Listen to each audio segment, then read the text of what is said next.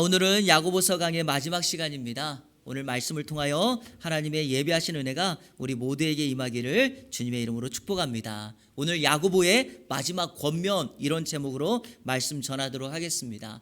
야고보서는 예수님의 동생 야고보가 흩어져 살고 있는 유대인들에게 참된 신앙의 삶은 이렇게 살아가야 된다라고 말하는 권면의 내용입니다. 그 핵심은 믿음에는 반드시 열매가 있어야 된다라는 말씀이었죠. 그리고 그것을 이렇게 주제로 행함이 있는 믿음이다라고 정의를 내렸습니다. 야고보 사도는 행함이 없는 믿음은 죽은 것이요 어떤 능력도 없고, 특별히 그러한 신앙은 가짜 신앙일 확률이 매우 높다라고 말씀합니다. 우리가 지금까지 행함이 있는 믿음의 주제로 오늘까지 달려왔는데, 오늘 말씀은 그 야고보가 야고보서 편지를 마무리하면서 우리에게 마지막으로 주는 권면의 말입니다. 성도 여러분, 여러분이 인생 마지막에 어떤 글이나 말을 한다고 생각해 보십시오. 내 인생의 마지막 글, 마지막 말은 매우 중요하고, 그 마지막 말에는 그 사람의 진심이 담겨져 있을 것입니다. 마찬가지죠. 여러분이 마지막으로 누군가에게 글을 남길 때 어떤 말을 남기는 것이 가장 좋겠습니까?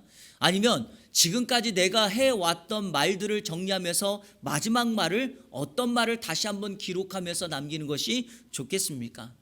과거 7, 80년대 우리 한국 상황 좋지 않았습니다. 매우 어려운 시간을 보냈지요. 보릿고개도 건너왔습니다. 그래서 그런지 몰라도 시골이나 지방에 살고 있는 사람 중에 자녀들을 대학에 보낸다는 것은 그리 쉬운 일이 아니었습니다. 대개 보면 한 집안의 장손이나 외아들을 대학에 보내고 나머지 가족들은, 부모님은 그 아들을 지원했습니다. 아마 여기 계신 분들 중에 그런 분들도 계신지 모르겠습니다. 한 가정의 한 아들이 공부를 잘해서 서울의 상경에서 대학을 다니고 있었습니다. 그리고 어느 정도 시간이 흘러 부모님께 편지를 씁니다. 자, 이 아들이 부모님께 이런 편지를 씁니다. 부모님 전상서, 사랑하는 부모님, 기체 후 일양만강하시온지요. 아들 형석은 부모님의 헌신으로 이곳에 와서 열심히 대학을 다니고 있습니다. 지금 이 편지를 쓰고 있는 시간에도 바깥에는 하얀 눈이 펑펑 내리며 거센 바람이 치고 있습니다. 부모님을 생각하니 지금도 찬물로 씻으시고 고생하실 부모님을 생각하니 마음이 아파 눈물이 앞을 가립니다. 이 아들 부모님을 위해서 총각을 다퉈가며 열심히 최선을 다하여 공부하여 앞으로 부모님께 효도하도록 하겠습니다. 잠깐만 기다리시면 좋은 날이 있을 것입니다. 그럼 이만 줄입니다. 사랑하는 부모님, 건강하게 잘 계십시오. 여러분, 이렇게 편지를 마무리 지면 얼마나 좋겠어요, 그죠? 그런데 밑에다가 추신, 돈이 다 떨어졌어, 움직일 수가 없으니 50만 원만 보내주십시오. 자, 여러분에게 질문합니다. 이 편지의 목적, 이 편지의 핵심이 뭘까요? 50만 원 보내달라는 겁니다. 여러분, 글에는 이러한 힘이 있죠. 이 아들이 쓴 목적은 딱 하나예요. 용돈 떨어졌으니 용돈 보내달라는 거예요. 여러분, 글이라는 것은 이런 힘이 있습니다. 지금 야고보도 그렇다고 생각합니다. 무슨 말이냐면, 야고보가 이 야고보서를 마무리하면서 지금까지 자신이 써왔던 글을, 그 주제를 반복하면서 이 글을 읽고 있는 성도들에게 강조하고 있고, 또 하나는 마지막으로 권면하며 가장 중요한 내용을 그 흩어져 살고 있는 유대인들에게 글로 남기고 있다. 그러면 야고보의 오늘 마지막 강조가 무엇인가요? 하나는 기도하라는 것이고, 다른 하나는 전도하라는 것입니다. 다시 말해서 기도하라는 것은 그가 인생에 낙타 무릎이라고 하는 별명을 가질 정도로 평생을 기도하는 사람으로 살았기 때문에 행함이 있는 믿음을 나타내려면, 행함이 있는 믿음을 증명하기 위하여 기도하는 인생이 복된 인생이다라고 하는 것을 야고보의 시작부터 오늘 마지막까지 반복적으로 기록하고 있으니 이것은 매우 중요한 것이며, 오늘 야고보서의 마지막을 기록하며 야고보 사도는 이렇게 말합니다. 한 영혼을 전도하는 것이 너희 인생의 가장 중요한 것이다라고 이 마지막에 글을 맺습니다. 그래서 오늘은요, 이 야고보의 권면, 기도하라, 전도하라, 여기에 맞춰서 하나님의 말씀을 전하도록 하겠습니다. 첫 번째, 야고보의 권면, 기도하라는 권면입니다. 자, 오늘 성경 말씀 13절 14절 다 같이 읽겠습니다. 시작. 너희 중에 고난당하는 자가 있느냐? 그는 기도할 것이요 즐거워하는 자가 있느냐 그는 찬송할지니라. 너희 중에 그들은 주의 이름으로 기름을 바르며 그를 위하여 기도할지니라. 아멘. 오늘 14절 말씀에는 우리 인생 성도들의 삶의 영역에 해당되는 세 부류의 대상을 소개합니다. 누굴까요? 고난당하는 자, 두 번째는 즐거워하는 자, 세 번째는 병든 자입니다. 여러분, 이 땅에 있는 모든 사람들을 야고보는 이 세 부류, 세 대상으로 설명하고 있습니다. 그런데 이렇게 말하죠. 이런 자들이 있느냐라고 묻습니다. 무슨 의미입니까? 이런 자들이 있다. 이런 자들이 많다. 아니, 정확하게 말하면 이 땅에 있는 사람들은 한 부류는 고난당하고 있고 어려움을 당하고 있고, 또 한 부류는 즐거워하고 행복해하는 사람이 있고, 자, 또 한 부류는 병든 자, 질병을 가지고 있는 사람들이 있다라고 말합니다. 여러분, 이 세 대상들 전부 다 삶의 모습을 통하여 어떻게 살아야 할까요? 야고보가 말하는 건 이거예요. 모든 대상들은 기도하며 살라, 이렇게 명령하고 있다는 사실입니다. 성도 여러분, 인생의 어려움과 고난을 당했을 때, 병이 들었을 때 기도하는 거 당연하죠. 그런데 여러분, 이런 경우는 어떠합니까? 여러분의 모든 삶이 술술 잘 풀려갑니다. 기도하는 대로 되어지고 내가 생각지 못한 일들이 잘 풀려갑니다. 여러분, 그때도 기도할 수 있겠습니까? 야고보는 그런 사람들에게 찬송하라고 말을 합니다. 그런데 이 찬송이 바로 곡조 있는 기도죠. 그러니까 삶의 모든 영역에서 괴롭고 병들고 힘들 때도 기도할 뿐만 아니라 늘 하나님 앞에 즐거울 때도 찬송하며 기도하라고 우리에게 말씀하고 있습니다. 신앙에는 하수가 있고 고수가 있습니다. 신앙의 하수는 어떤 사람이냐? 이럴 때만, 꼭 기도를 해야 될 때만 기도하는 사람이에요. 하지만 신앙의 진정한 고수는 어떤 사람인가? 모든 것이 잘 되어가고 삶의 형편이 좋을 때도 늘 하나님 앞에 기도하는 거예요. 그러니까 삶의 형편에 높고 낮음, 좋고 나쁨 상관없이 날마다 하나님 앞에 기도함으로 나가는 인생이 바로 신앙의 고수입니다. 그럼 왜 그럴까요? 왜냐하면 한 인생이 당면하는 고난도 평안도 모두 다 하나님의 손에, 하나님의 주권 속에 있기 때문에 우리 성도들은 즐거울 때도 감사 찬양으로, 힘들고 어려울 때도 하나님 앞에 기도함으로 나아가야 합니다. 중요한 질문을 한번 해보겠습니다. 고난을 당할 때, 즐거워할 때, 병들 때 우리는 왜 기도해야 될까요? 이유는 단순합니다. 첫 번째, 믿음의 기도가 병든 자를 구원하기 때문이죠. 한번 따라해 볼까요? 믿음의 기도가 병든 자를 구원한다. 그러니까 기도하셔야 됩니다. 자, 우리 15절 말씀 같이 읽겠습니다. 시작. 믿음의 기도는 병든 자를 구원하리니 주께서 그를 일으키시리라. 혹시 죄를 범하였을지라도 사하심을 받으리라. 믿음의 기도가 병든 자를 일으킵니다. 구원할 수 있고 치료할 수 있습니다. 자, 또 하나는 의인의 강구는 역사하는 힘이 크기 때문이죠. 한번 따라 합시다. 의인의 강구는 역사하는 힘이 크다. 자, 성경 16절 같이 읽겠습니다. 시작. 그러므로 너희 죄를 서로 병이 낫기를 위하여 서로 기도하라. 의인의 강구는 역사하는 힘이 큼이니라. 우리가 믿음의 기도, 의인의 강구를 드릴 수만 있다면 하나님은 반드시 우리의 기도에 응답해 주실 줄로 믿습니다. 기도는 내가 하지만 응답은 하나님께서 주십니다. 그런데요, 여기에는 중요한 원리가 하나 숨어 있습니다. 우리가 기도하지 않는다면 이런 응답도 없어요. 그러므로 성도는 항상 하나님 앞에 이 조건을 맞추어 기도해야 됩니다. 그런데요, 기도할 때 기도에 두 가지의 조건이 있는 거 아십니까?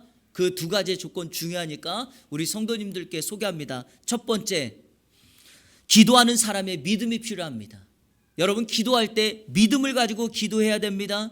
특별히 믿음을 가지고 기도한다는 것은 먼저 우리가 하나님의 자녀라고 하는 정체성을 분명히 가지셔야 합니다. 내가 하나님의 자녀라면 나의 아버지께서 나의 요구, 나의 간청을 반드시 들어주실 것이다라고 하는 이 분명한 믿음이 필요합니다. 아버지로서 하나님을 인정하지 않는 사람이 기도한다? 응답 없습니다. 아니, 그런 사람이 기도해도 아마 하나님 이러실 수 있어요. 넌 누구냐? 너는 누구길래 나의 이름을 부르며 기도하냐? 그래서 기도의 가장 좋은 것은 그 하나님이 나의 아버지라고 하는, 그리고 내가 하나님의 자녀로서 아버지께 간청하면 그분이 나의 간청, 기도를 들어주신다라고 하는 믿음이 필요합니다. 자, 두 번째 조건이 있습니다. 하나님 뜻에 맞는 기도해야 돼요. 자, 여러분, 내가 자녀라면 아버지께 요청하면 무조건 들어주시나요? 아닙니다.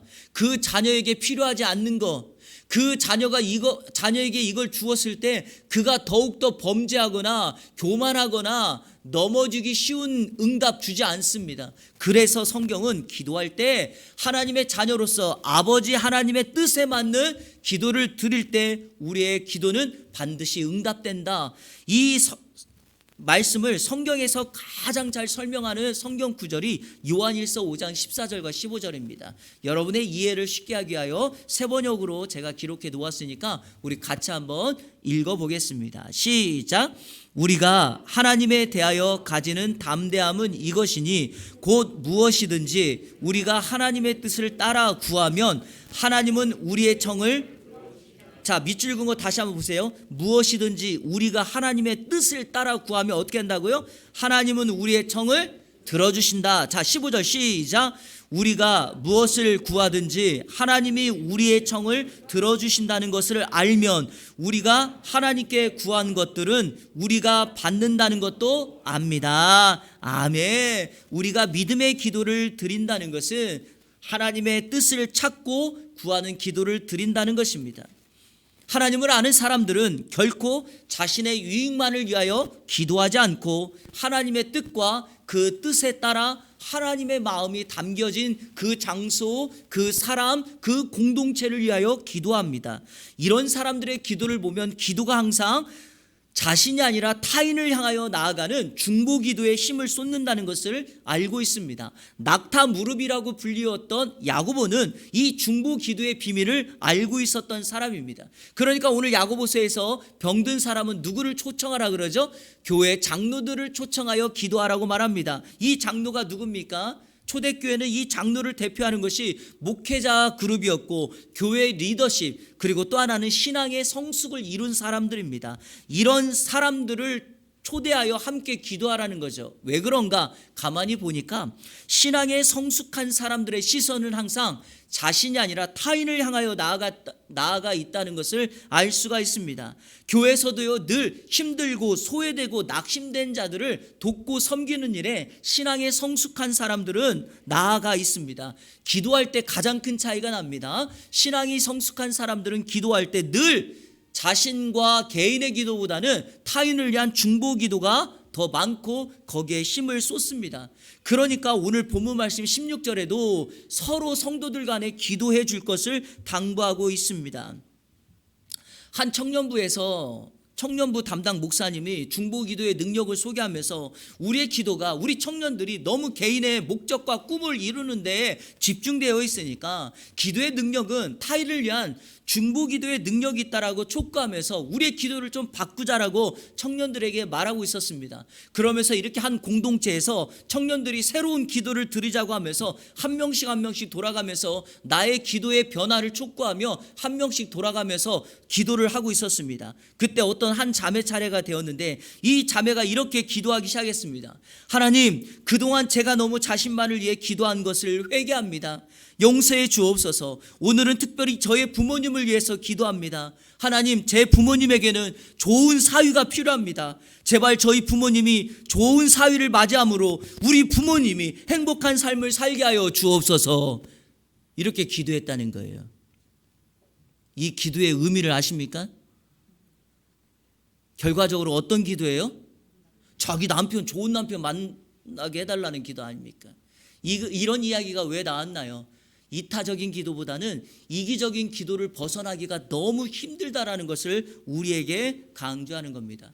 미국에서 한 목사님이 성도들에게 기도를 소개하는데, 우리 너무 이제 기도할 때에 항상 기도할 때마다 주시옵소서, 주옵소서, 너무 달라고 하는 기도만 하니까 우리 이런 기도 하지 말자라고 하면서 목사님이 대표로 기도하는데 이렇게 기도한 거예요. 하나님, 우리 교회가 더 이상 주시옵소서, 주옵소서라고 하는 기도를 하지 말게 하여 주옵소서. 이렇게 기도했다는 거예요. 이게요, 우리의 삶의 모든 신앙의 영역에서 이게 쉽지가 않습니다. 오늘 이 야고보의 강조점을 통하여 우리는 하나님이 우리의 기도에 응답한다는 사실을 알고 우리의 기도가 개인이 아니라 이타적인 타인을 좀 향할 필요가 있습니다. 오늘 성경 15절에 보면 이런 성경 구절이 앞에 나와 있습니다. 믿음의 기도는 병든 자를 구원하리니 주께서 그를 일으키시리라. 자, 여러분, 기도응답은 누가 주십니까? 주님께서 주십니다. 그래서 주님께서가 붙어 있는 거죠. 우리가 이 사실을 믿지 못하면 어떻게 될까요? 하나님을 오해하게 돼 있습니다. 자, 특별히 육신의 질병과 관련되어서 이 부분이 중요하니까 한 가지만 소개하도록 하겠습니다. 육신의 연약함을 안고 있는 성도들을 위하여 교회가 합심하여 기도합니다. 자, 그러면 질문합니다. 모든 사람이 건강이 회복되고 암도 고침받고 회복되어야지만 그것이 모든 것이 다 하나님의 응답일까요? 그럴 수도 있고 그렇지 않을 수도 있다라는 사실입니다. 자, 성경의 대표적인 두 가지 예만 한번 말씀드립니다. 첫 번째, 치료받은 사람이 있어요. 그가 바로 빌립보서 2장, 우리가 빌립보서 강의할 때 다루었던 에바브로디도라는 사람입니다. 빌립보 교회가 자신의 목회자였던 사도 바울이 감옥에 갇혀 있다는 소식을 듣고 에바브로디도라고 하는 이 사역자를 바울 사도에게 보내서 바울이 감옥에 있을 때 손수발의 노릇을 다 해주고 그를 섬겼던 사람이죠. 그런데 그가 자기의 몸을 돌보지 않고 바울을 섬겼다가 죽을 병에 걸린 겁니다. 그래서 바울 사도가 빌립보 교회가 하나님 앞에 열심히 기도했더니 빌립보서 2장 27절 같이 한번 읽어볼까요? 시작. 그가 병들어 죽게 되었으나 하나님이 그를 긍휼히 여기셨고 그뿐 아니라 또 나를 긍휼히 여기사 내 근심 위에 근심을 면하게 하셨느니라. 아멘. 기도했더니 고쳐준 겁니다. 지난 주일에 살펴보았던 것처럼 욥을 소개하면서 야고보서 5장 11절에 말씀했을 때 그때 역사하셨던 하나님의 성품, 주는 가장 자비하시고 긍휼히 여기시는 분이다. 그 자비하시고 긍휼히 여기시는 하나님이 에바브로디도의 죽을 병을 고쳐주셨다는 거죠. 근데 여러분, 반대의 경우가 있다는 사실입니다. 그 반대의 경우는 사도 바울을 통하여 알 수 있습니다. 고린도후서 12장 7절부터 9절 세 구절인데요. 쭉 찬찬히 읽으면서 설명해 드리겠습니다. 같이 읽겠습니다. 시작. 여러 계시를 받은 것이 지극히 크므로 너무 자만하지 않게 하시려고 내 육체의 가시 곧 사탄의 사사를 주셨. 자, 여러분, 이 육체의 가시 사탄의 사자가 뭐냐? 바울 사도가 안고 있는 육신의 질병이었습니다. 마게도냐 도상에서 하늘의 강력한 빛을 받아 바울 사도는 평생 동안 안질병을 가지고 살았다라고 전해지니 성경 전체를 근거로 보았을 때 가장 그것이 적합한 방법입니다. 어떤 사람은 또 간질이라고 말하기도 하고 또 다른 병이라고 말을 하지만 가장 적합한 것은 그것입니다. 그런데 이는 이렇게 말합니다. 나를 쳐서 너무 자만하지 않게 하려 하심이라. 교만하지 않으려고 하나님께서 육체의 가시를 주셨다는 거죠. 자, 8절 읽겠습니다. 시작. 이것이 내게서 떠나가게 하기 위하여 내가 3번 주께 간구. 여러분, 3번 간구했다는 건 3번만 간구했다는 말이 아닙니다. 성경의 3번은 완전수로서 계속해서 하나님 앞에 기도했다는 거예요. 반복적으로 기도했다는 거죠. 자, 9절 다 같이 읽습니다. 시작. 나에게 이르시기를 내 은혜가 내게 족하도다. 이는 내 능력이 약한 데서 온전하여 짐이라 하신지라. 그러므로 도리어 크게 기뻐함으로 나의 여러 약한 것들에 대하여 자랑하리니 이는 그리스도의 능력이 내게 머물게 하려 함이라. 아멘. 한마디로 말합니다. 바울이 자신의 육체의 가시, 하나님 이거 고쳐달라고 반복해서 기도했는데 하나님의 응답은 딱 하나입니다. No, 안 된다. 왜 그럴까요? 이것마저 너가 응답받으면 너는 너무 교만할 거야. 너의 능력은 너의 약함 속에 있어. 너가 이 육체의 가시를 가지고 있어야지. 너의 약함을 자랑해야지. 하나님의 능력이 너 위에 임하여서 너가 강력한 사도, 사명자로 설 수 있어 라고 말하는 겁니다. 성도 여러분, 어떤 사람은 병을 고쳐주지만 어떤 사람은 병을 고쳐주지 않으실 때가 있어요. 여러분, 두 가지가 다 하나님의 응답의 방법입니다. 중요한 사실은 뭘까요? 그것을 통하여 하나님의 능력이 나타나게 된다라는 것이죠. 우리는 그 사실을 깨달아 알아야 합니다. 그것을 우리가 붙들고 살아갈 때 우리는 하나님을 오해하지 않고 그 하나님 앞에 온전한 기도를 드릴 수 있게 될 줄로 믿습니다. 혹시 이것이 마음에 좀 상할까봐 위로의 말씀을 드리도록 하겠습니다. 우리가 이렇게 열심히 이 땅에서 기도했는데 내 기도가 응답되지 않았다. 그러면 여러분 둘 중에 하나로 하나님께서 응답해 주실 거예요. 하나는 여러분의 쌓인 기도가 여러분의 자녀들에게, 여러분의 다음 세대에게 응답될 줄로 믿습니다. 그래서 열심히 기도하셔야 됩니다. 자, 육신의 질병과 관련돼서 두 번째, 만약에 나의 육신의 연약함이 이 땅에서 해결되지 않는다면 한 가지 위로받으십시오. 하나님께서 저 천국에서 우리의 모든 수고와 병과 노고를 다 쉬게 해주실 줄로 믿습니다.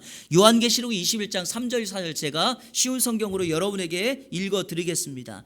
보좌로부터 큰 음성이 들렸습니다. 이 보좌는 천국 보좌, 우리가 새하늘과 새 땅 새 예루살렘 성에 입성했을 때 그 모습을 소개합니다. 이제 하나님의 집이 사람들 가운데 있게 될 것이다. 하나님께서 사람들과 함께 계시고 그들은 하나님의 백성이 될 것이다. 하나님께서 친히 그들과 함께 계시며 그들의 하나님이 되어서, 하나님이 우리의 하나님이 되어서 4절 그들의 눈에서 모든 눈물을 닦아주실 것이며 이제는 죽음도 슬픔도 울음도 아픔도 없을 것이며 모든 옛것들이 다 사라질 것이다. 할렐루야. 여러분, 하나님은 모든 것을 다 사라지게 하실 것이며 특별히 우리의 흐르는 눈물을 닦아 주실 줄로 믿습니다. 이 은혜가 우리 모든 이 안의 성도님들에게 임하기를 주님의 이름으로 축원합니다. 야고보는 기도에 대해서 성도들에게 소개하면서 한 인물을 신뢰로 소개합니다. 그게 바로 엘리야이죠. 우리 지난 시간에 인내라고 하는 것을 가르치면서 욥이라고 하는 인물을 신뢰로 들지 않았습니까? 야고보는 기도에 대해서는 엘리야를 신뢰로 들어 우리에게 기도를 설명합니다. 야고보서 5장 17절 18절 같이 읽겠습니다. 시작. 엘리야는 우리와 성정이 같은 사람이로되 그가 비가 오지 않기를 간절히 기도한즉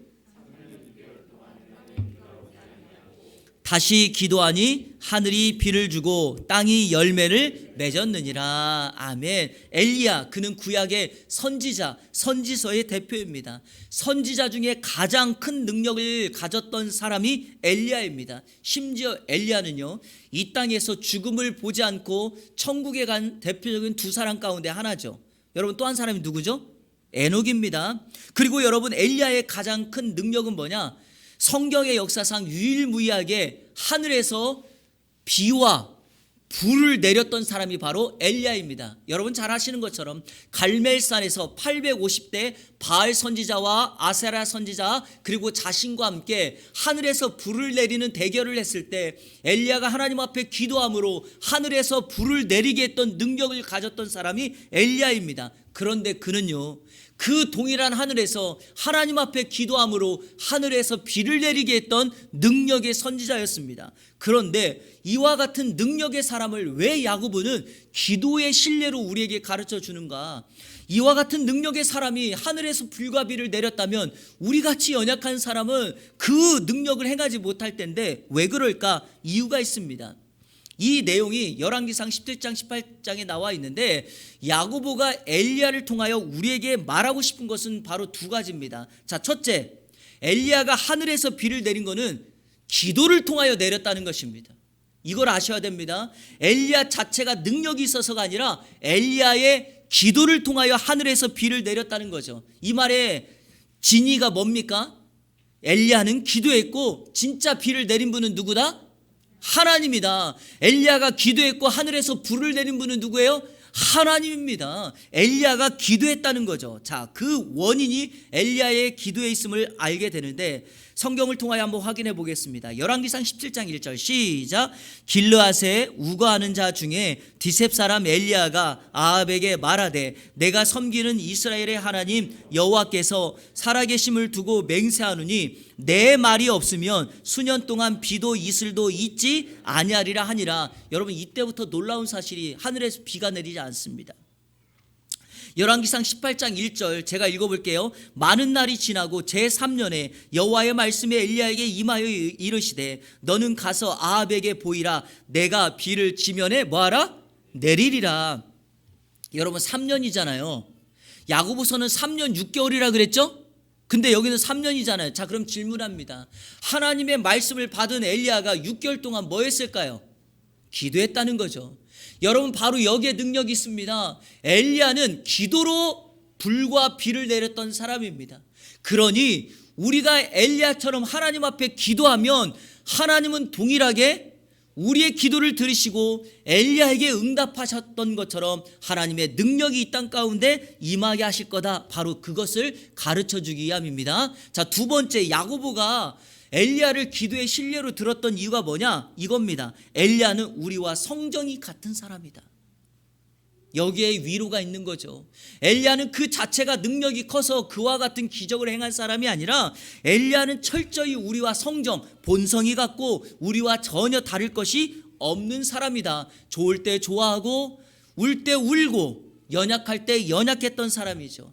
여러분, 엘리야가 바알 선지자의 대결에서 능력을 행한 다음에 아합의 아내였던 이세벨 여왕이 내가 엘리야를 죽이겠다라고 호언장담했던 소식이 엘리야에게 들려지자 여러분, 그렇게 능력 있게 행했던 엘리야가 이세벨 이야기를 듣고 마음이 낙담되어서 하나님 앞에 뭐라고 하는지 아십니까? 하나님, 여기까지 좋습니다. 이제 더 이상 희망 없으니까 차라리 내 생명을 거둬가 달라고 하나님 앞에 요청했던 사람이 엘리야입니다. 우리와 똑같습니다. 우리와 똑같은 성경이 있고 연약함을 가지고 있는 사람입니다. 그러나 우리가 꼭 한 가지 기억해야 될 것은 내가 연약하다고 하나님이 연약한 분이 아닙니다. 내가 제한을 받는다고 해서 우리 하나님께서 제한받는 분이 아니라는 사실입니다. 나는 연약하고 부족하지만, 한없이 약하지만 그 하나님을 신뢰하면 그 약한 나를 능력의 도구로 사용하셔서 하늘에서 우리의 기도로 말미암아 불도 내리고 비도 내리는 하나님의 은혜가 임하게 될 줄로 믿습니다.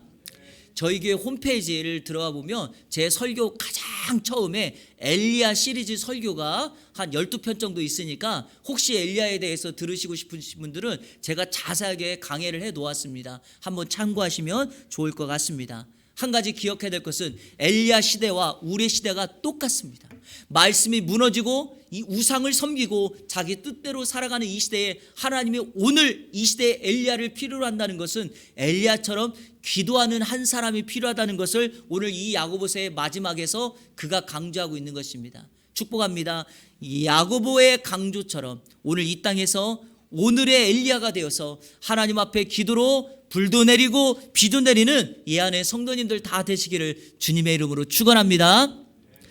마지막 야고보의 권면, 그것은 바로 한번 따라해볼까요? 영혼 구원, 전도하라, 이겁니다. 여러분, 자, 오늘 성경 마지막 19절 20절을 다 같이 읽겠습니다. 시작. 내 형제들아, 너희 중에 미혹되어 진리를 떠난 자를 누가 돌아서게 하면 너희가 알 것은 죄인을 미혹된 길에서 돌아서게 하는 자가 그의 영혼을,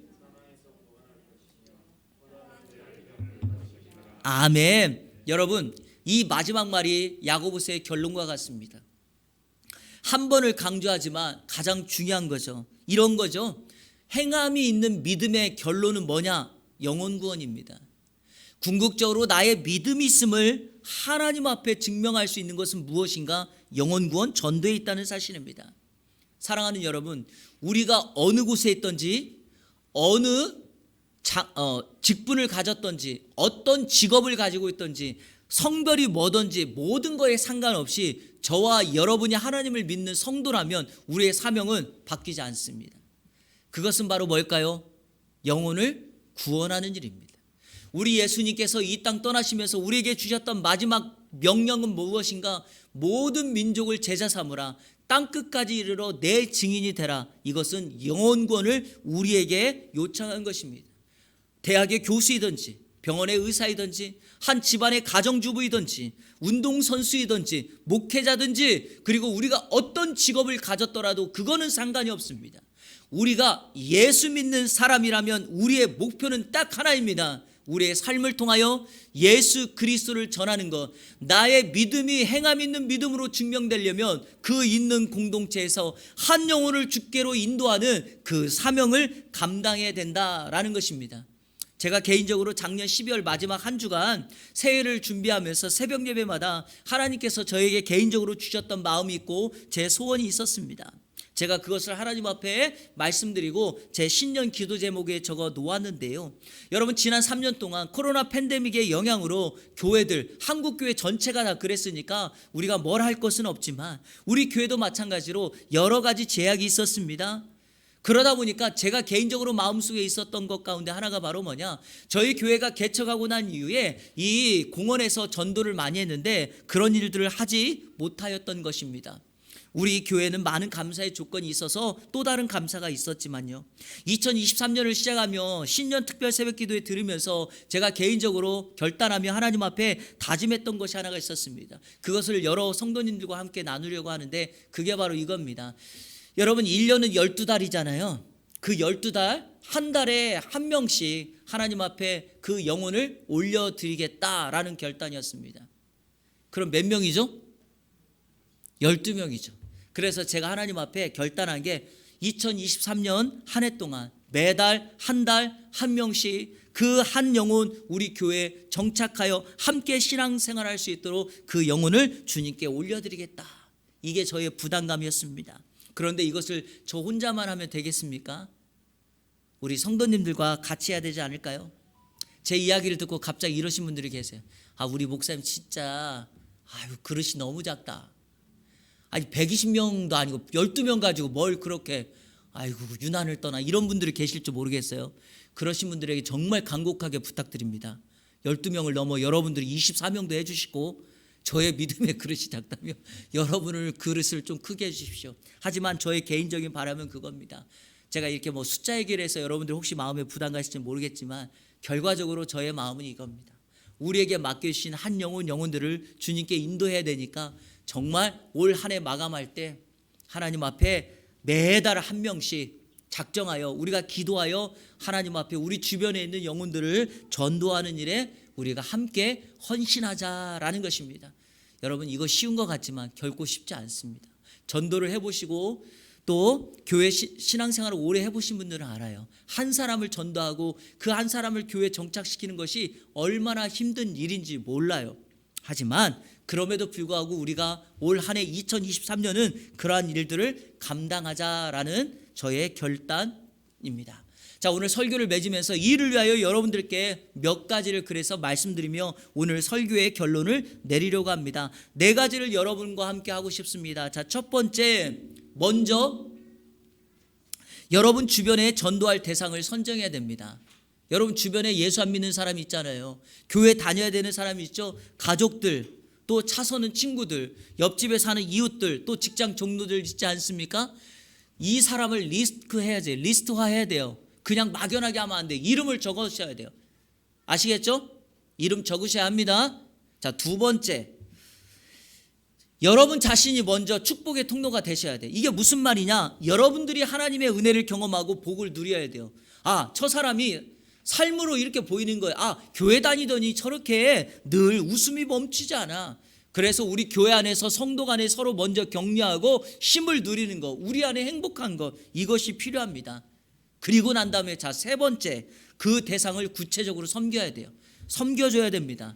그 섬김의 첫 번째가 뭐냐? 그 이름을 호명하며 기도하는 거예요. 이름을 호명하면서. 그리고 두 번째가 그들의 필요를 채워주는 거죠. 함께 식사도 하고 선물도 나눠주고 차도 마시며, 그리고 요즘 바쁜 세상 속에서 그들을 가장 잘 섬기는 건 뭘까? 시간을 함께 하는 거죠. 그래서 시간을 함께 하면서 그들이 무엇을 요구하고 필요로 하는지를 점검하면서 내가 조금이라도 일부분이라도 그의 필요를 채울 수 있는 것을 채워주는 것, 이것을 우리가 해야죠. 그리고 마지막 4번째가 이거예요. 그를 교회로 초대하는 거예요. 만나서 선물도 주고 섬겼다면 교회를 초대하는 거예요. 예배에 함께 오게 하고요, 우리 성도의 모임에 초대해서 우리 성도들이 신앙 안에서 이렇게 행복하게 멋진 모습으로 살아간다라고 하는 것을 그들에게 보여줘야 돼요. 군중 속에 고독을 느끼고 있는 이 세상 속에서 애한교회 갔더니 성도들이 이렇게 많은 숫자는 아니지만 모일 때마다 행복해하고 즐거워하고 기쁨이 흘러 넘친다라고 하는 것을 보여주셔야 합니다. 야고보의 명령이 이거였다면 오늘 이 땅 동일하게 살아가는 저와 여러분들 동일한 이 야고보서의 수신자 아닙니까? 주님 다시 오시는 그날까지 주님의 본향을 기다리며 살아가는 저와 여러분들이 행함 있는 믿음으로 증명하라면, 첫 번째, 멈추지 말고 계속해서 기도하십시오. 두 번째, 어떤 곳, 어느 시간, 어느 직업, 어느 곳에 있던지 간에 한 영혼을 주께로 인도하는 영혼 구원하는 일에 우리의 전 생애를 투자할 수 있다면 하나님이 저희의 인생을 이끌어 가실 것이며 뒤에서 밀어주실 것이며 하늘의 능력과 은혜로 함께하여 주실 줄로 믿습니다. 올 한 해 연말 에베네셀 하나님, 그 하나님이 나를 여기까지 인도하셨다고 많은 사람들 앞에 간증하며 이번 한 주간 그 하나님을 찬양하며 나가는 이 안에 모든 성도들 되시기를 우리 주 예수 그리스도의 이름으로 축원합니다. 우리 시간에 다 같이 우리 결단의 찬양 드리도록 하겠습니다. 올 한 해 우리 표와 같은 우리가 인내송으로 부를 건데요, 나를 통하여 라는 찬양입니다. 여러분, 이 찬양 다시 한번 우리 고백하면서 여기에 있는 나와 있는 가사 그대로 하나님이 나를 통하여 이 땅에 복을 받기를 원하며 나를 통하여 영혼을 구원하기를 원하며 나를 통하여 있는 공동체가 세워지기를 원하는 마음으로 함께 찬양하며 나가도록 하겠습니다. 지금 서 있는 이곳에서 높임을 받으소서. 내가 밟는 땅 주님의 땅이니 하늘이 주의 이름 높이도 올리며 넓은 바다가 주를 노래해 모든 만물 주를 경배해 모든 입술 주를 찬양해 천지를 만드신 만물의 통치자 높임을 받으소서. 내 평생에 주의 이름 높이며 어느 곳에서든지 주님을 예배하리라. 내가 밟는 모든 땅 아버지의 영광이 선포돼야 하리. 찬양하며 주님을 예배할 때 하늘 가득한 주의 영광 보리라. 나를 통하여 나의 입술을 인하여 주의 이름 높임을 받으소서. 내 평생에 주의 이름 높이며 어느 곳에서든지 주님을 예배하리라. 내가 밟는 모든 땅 아버지의 영광이 선포돼야 하리. 찬양하며 주님을 예배할 때 하늘 가득한 주의 영광 보리라. 나를 통하여 나의 입술을 인하여 주의 이름 높임을 받으소서. 나를 통하여 나의 입술을 인하여 주의 이름 높임을 받으소서. 주의 영광 이곳에 가득해. 우린 선해 주님과 함께 찬양하며 우리는 전진하리. 모든 열방 주 볼 때까지. 아멘. 성도 여러분, 여러분을 통하여 이 땅에 주의 영광을 누군가 본다면 그 그는 하나님을 본 겁니다. 여러분을 통하여 누군가 하나님을 예배하는 모습을 본다면 사람들은 여러분을 본 것이 아니라 우리가 예배하고 있는 하나님을 보게 되는 것입니다. 그래서 올 한 해 나를 통하여, 아브라함을 통하여 하나님께서 이 땅 가운데 믿음의 역사를 세웠던 것처럼 저와 여러분, 우리 예한교회를 통하여 그와 같은 일들이 세워지기를 축복합니다. 여러분, 한 번 사는 인생, 그리고 짧은 인생을 살아가는 인생, 여러분의 나이를 손꼽아 보았을 때 얼마큼 남아있는 인생이십니까?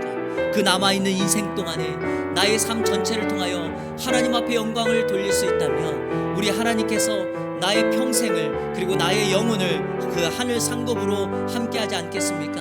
하지만 나의 주어진 남은 시간을 헛되이 나 자신만을 위하여 사용한다면 우리 하나님께 영광 돌리고 영광 받을 것이 무엇이겠습니까? 우리 한번 오늘 기도합시다. 하나님, 나를 통하여 나의 가진 모든 은사와 달란트와 능력과 나의 직업과 나의 시간과 물질과 우리 가정을 통하여 하나님 영광 받으시고 우리 주변에 있는 사람들이 하나님의 영광을 보게 하여 주옵소서. 나를 통하여 우리의 부모님이 예수 믿게 하시고, 나를 통하여 내 자녀들이 주님을 만나게 하여 주시고, 나를 통하여 우리 직장이 변화되는 역사가 있게 하여 주옵소서. 나를 통하여 영혼 구원의 역사가 주님께로, 그 영혼이 주께로 인도되는 하나님의 은혜를 허락해 달라고, 그리고 우리 교회가 올 한 해 이와 같은 역사를 감당해 달라고 우리 시간에 다 같이 합심하며 기도하며 나가겠습니다. 기도합니다. 살아계신 아버지 하나님, 감사합니다. 오늘 거룩한 주일 야고보서의 말씀을 통하여 오늘 우리에게 마지막으로 계속해서 기도할 것을 권면하며 마지막으로 한 영혼을 주께로 인도하라고 하는, 세상에서 미혹되고 방황하는 영혼들을 돌이켜서 주님께로 인도하라고 하는 명령을 우리에게 허락하시니 감사합니다. 내 평생에 우리 주님을 주님께로 인도하는 일에 헌신케 하여 주옵소서. 우리를 통하여 하나님의 나라가 이 땅 가운데 세워지게 하여 주시고, 우리를 통하여서 하나님을 바라보는 이들이 많아질 수 있도록 인도하여 주옵소서. 우리에게 주어진 모든 것, 우리의 시간과 우리의 삶과 우리의 영광, 일터의 모든 것들을 통하여 하나님의 영광만이 나타나는 주의 역사가 있게 하여 주옵소서. 우리의 사랑하는 공동체를 축복합니다. 우리 가정을 축복합니다. 우리의 일터를 축복합니다. 내가 함께하는 사람들을 축복합니다. 나를 통하여 아브람과 같은 은혜의 역사가 있게 하여 주옵소서. 우리를 통하여, 우리 예한교회를 통하여 이 지역사회가 복을 받게 하여 주시고 주님을 만나는 거룩한 은혜의 역사가 있게 하여 주옵소서. 짧지 않은 인생, 아버지 얼마 남지 않은 인생, 이제 우리가 이렇게 살아가는 동안에 주의 영광을 위하여 살아가는 우리 모든 성도들 되게 하여 주시고, 주님의 기쁨 되어지는, 주님의 도구가 되어지는 놀라운 은혜의 역사가 있게 하여 주옵소서. 우리를 사용하여 주옵소서. 하나님 아버지, 감사합니다. 우리를 통하여 이 땅에 하나님의 역사, 하나님의 영광이 드러나게 하여 주옵소서. 나를 통하여 속한 공동체가 복을 받게 하여 주시고 예수님을 알게 되는 역사가 있게 하여 주옵소서. 나는 부족하고 연약하지만 엘리야가 작은 말 한마디에 넘어졌던 것처럼 우리와 똑같은 사람이지만 그가 하나님 앞에 기도함으로 하늘에서 불도 내리고 비도 내리게 했던 것처럼 우리도 동일하게 이 땅에서 멈추지 않는 기도로 말미암아 하늘의 능력을 경험케 하여 주옵소서.